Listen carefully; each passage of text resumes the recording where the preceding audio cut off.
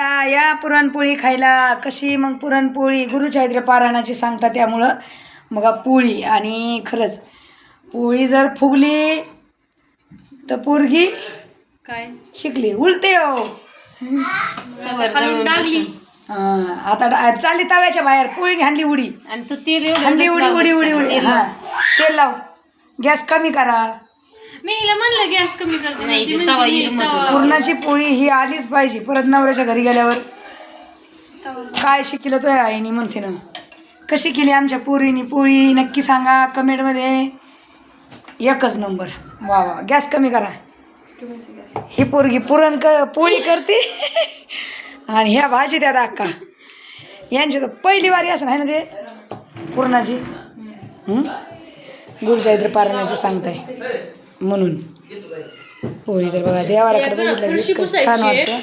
सगळं झाडून बिडून काढायचे. सगळं बेडरूम मध्ये ढकलायचं सगळं स्वयंपाक वगैरे. पितांबरीने घासलं ना कसं निघतं बघा.